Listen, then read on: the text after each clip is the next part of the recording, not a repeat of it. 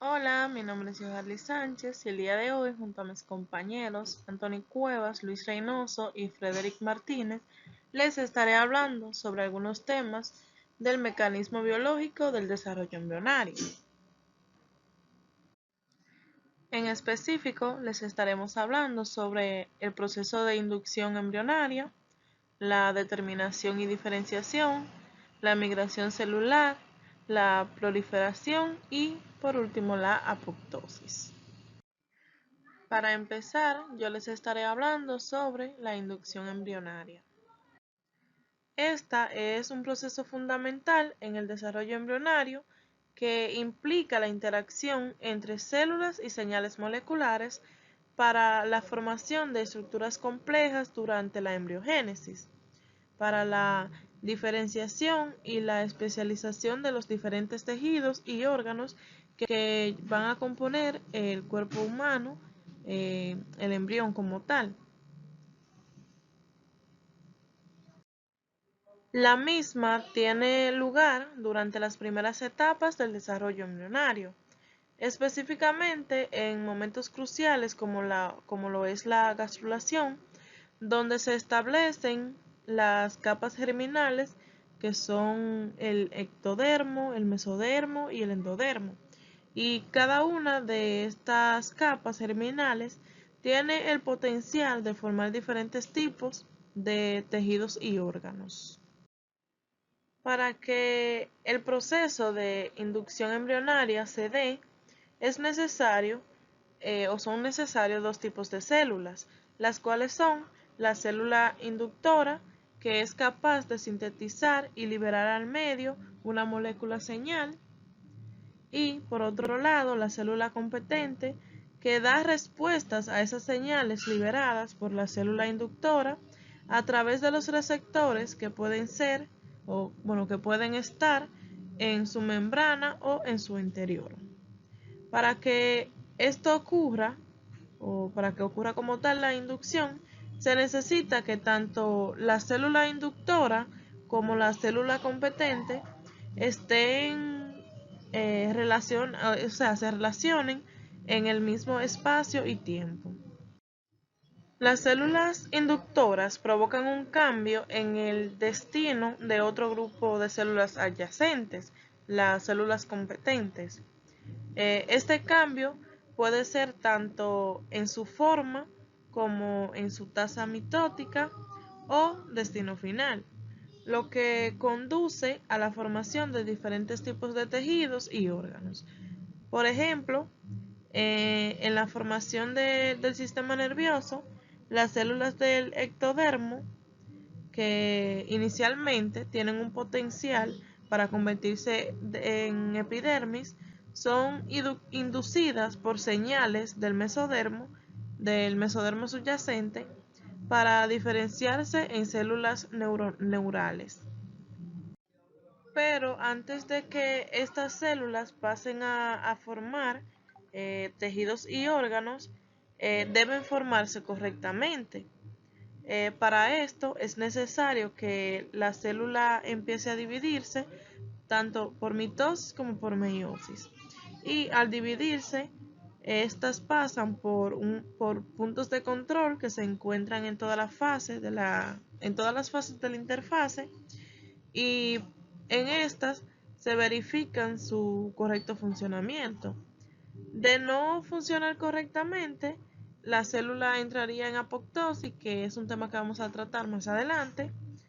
Pero bueno, para que se pueda dar la inducción embrionaria, existen diferentes vías.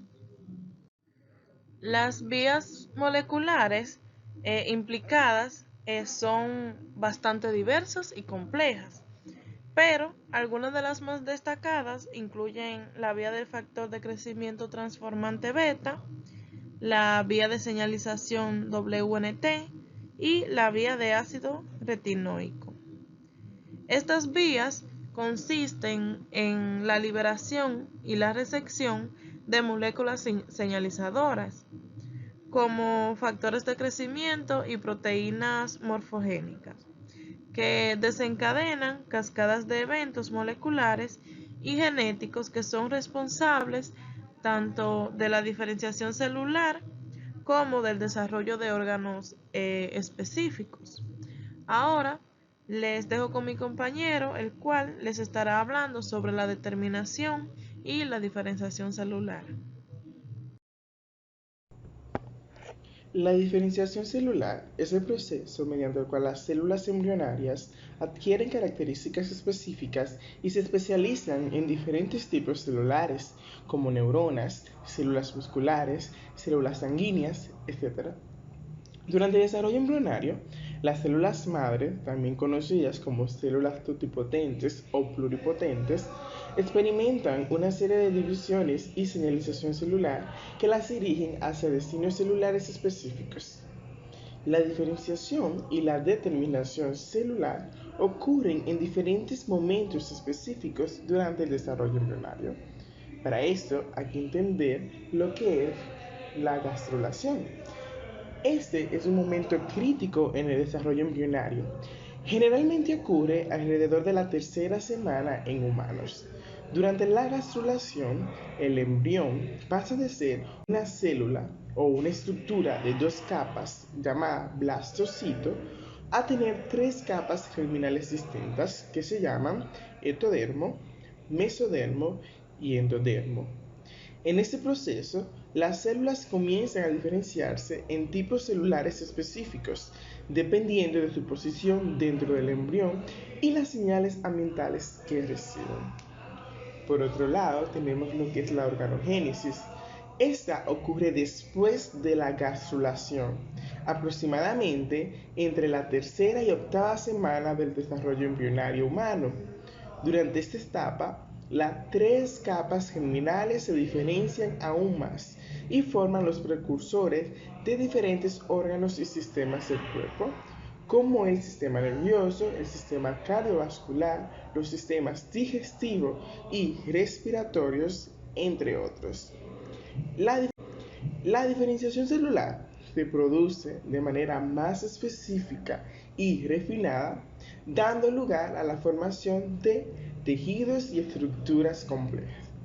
Digamos que todo esto suele suceder alrededor de la octava semana de la gestación, es decir, todos estos procesos puede que llegada a la octava semana ya se hayan pasado. Entonces, durante la diferenciación y determinación en el desarrollo embrionario, varias vías moleculares desempeñan un papel crucial en la regulación de la expresión génica y la especificación del destino celular. Algunas de las vías moleculares más importantes implicadas en este proceso es la denominada vía de señalización Notch. Esta vía es fundamental para la comunicación entre célula a célula y desempeña un papel importante en la determinación del destino celular durante el desarrollo embrionario. La activación de esta vía influye en la diferenciación celular y la formación de tejidos y órganos. Otra vía sería las vías de señalización del factor de crecimiento fibroblástico, o también conocido como FGF. Estos factores de crecimiento fibroblásticos son importantes en la regulación de la proliferación y también de la diferenciación celular durante el desarrollo embrionario. Estos factores de crecimiento desempeñan roles claves en la formación de varios órganos y tejidos, incluyendo el sistema nervioso y los vasos sanguíneos. Por otro lado, tenemos las vías de señalización del factor de crecimiento derivado de plaquetas o PDGF. El PDGF, digamos que es otro factor de crecimiento, y este factor juega un papel importante en lo que es la diferenciación celular y también en lo que es la migración celular durante la organogénesis. Esta vía es crucial para la formación de tejido conectivo y la regulación de la proliferación celular en varios órganos. Luego tenemos la vía de señalización de factor de crecimiento beta TGF. Este es un regulador importante en la diferenciación celular y en la morfogénesis durante el desarrollo embrionario. Y esta controla la proliferación celular, la diferenciación y la apoptosis en una variedad de contextos celulares. La apoptosis es algo que veremos más adelante. También tenemos lo que son los factores de transcripción. Estos factores son proteínas que normalmente regulan la expresión génica y también desempeñan un papel crucial en la diferenciación celular durante el desarrollo. Digamos que un ejemplo de eso serían los factores de transcripción homodeominio y factores de transcripción de la familia SOS. Por otro lado, tenemos lo que es la epigenética, y es que la epigenética o los cambios epigenéticos, como la metilación del ADN y las modificaciones en la estructura de la cromatina, también desempeñan un papel importante en lo que es la regulación de la diferenciación celular durante el desarrollo embrionario. Todas estas vías que yo acabo de mencionar pues trabajan en conjunto para coordinar la diferenciación y también la determinación celular, asegurando de esta manera que se formen de manera adecuada los distintos tipos celulares y los distintos tipos de tejidos que componen nuestro organismo para que éste se desarrolle de manera correcta. Hasta este punto hemos venido hablando acerca de el proceso de inducción embrionaria, la determinación y diferenciación. Pero, en el milagroso viaje de la vida, cada célula del cuerpo humano sigue un camino complejo y meticuloso. Es por esto que exploraremos dos procesos fundamentales para el desarrollo humano, que son la migración celular y la proliferación. Bien, hablemos de migración celular. Esta no es más que el movimiento dirigido de las células de un lugar a otro dentro de un organismo en desarrollo. Este proceso es esencial durante la gestación, cuando las células deben desplazarse a ubicaciones específicas para formar tejidos y órganos vitales. Por otro lado, la proliferación celular implica la multiplicación de células permitiendo que los tejidos crezcan y se desarrollen adecuadamente.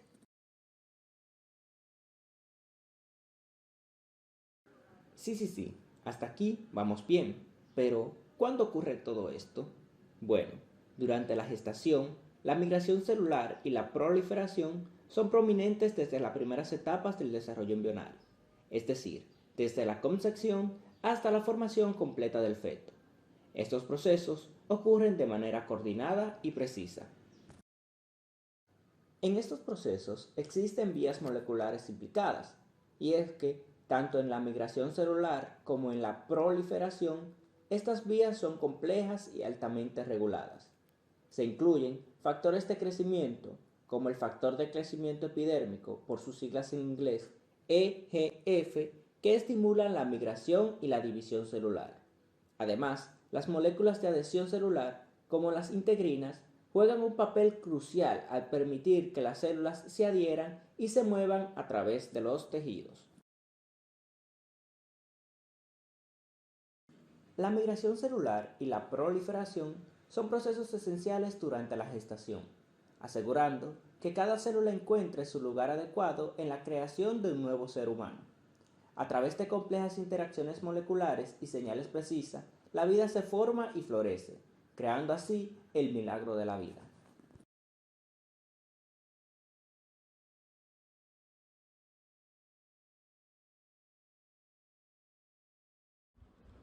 Apoptosis.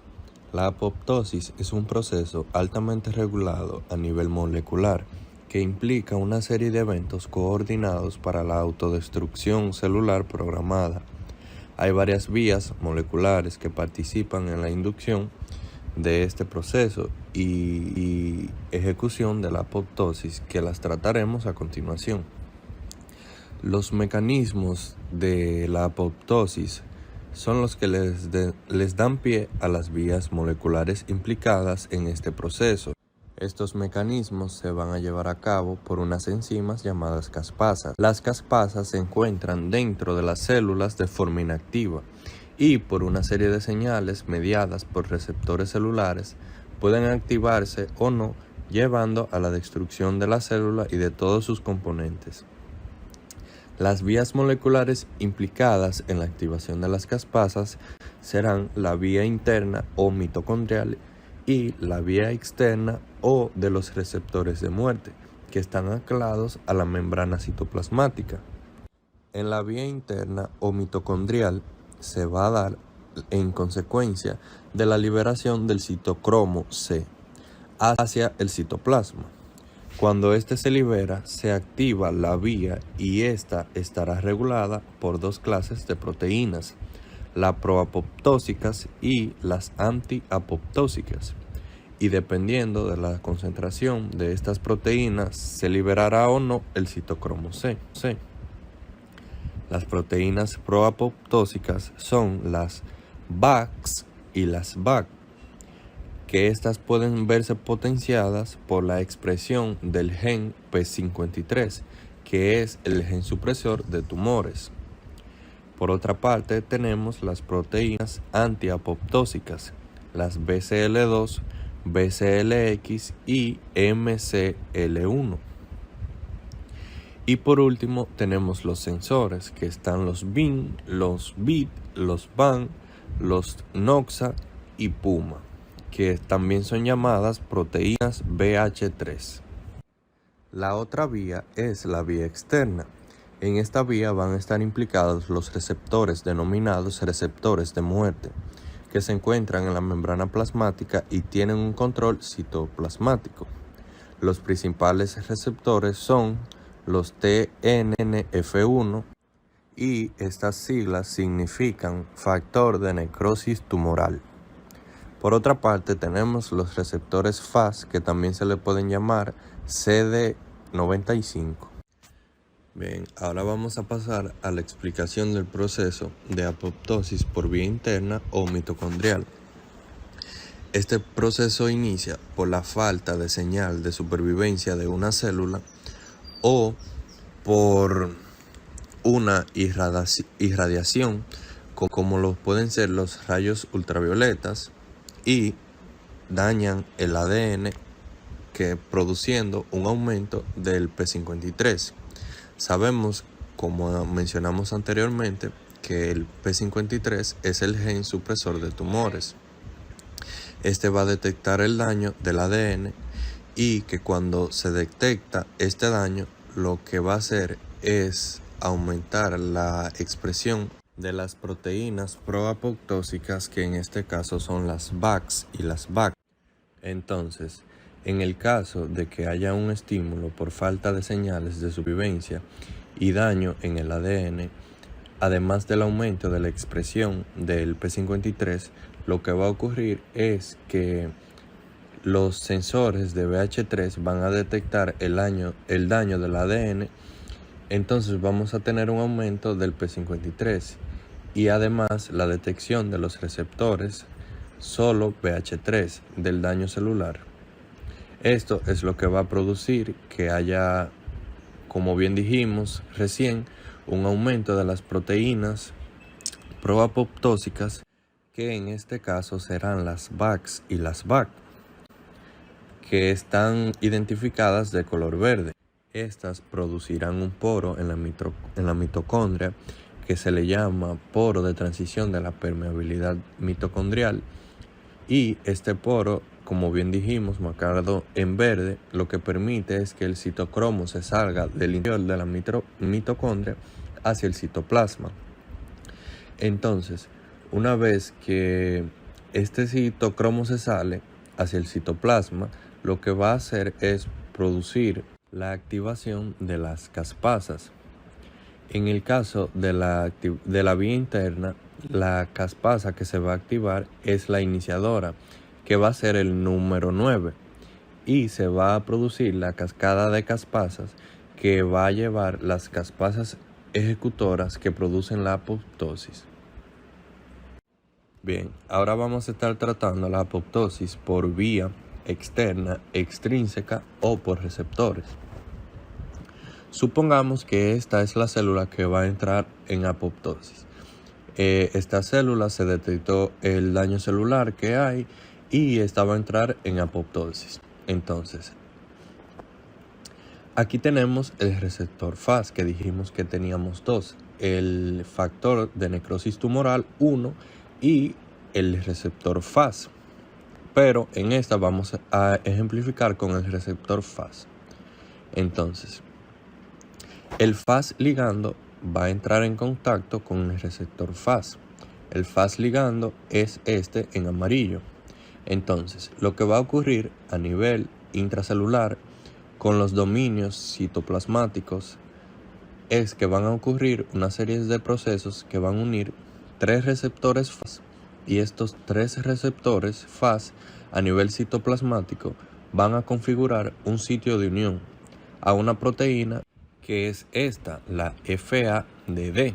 Entonces, una vez que el FADD se une al dominio citoplasmático del FAS, lo que va a producir es que se una una procaspasa 8 a este FAD, y una vez que la procaspasa 8 se unen a este FAD, se va a producir la caspasa 8 activa, y esta, digamos que va a ser la iniciadora de la cascada de caspasas que me van a llevar a la activación de caspasas ejecutoras, y finalmente se va a producir lo que es la apoptosis.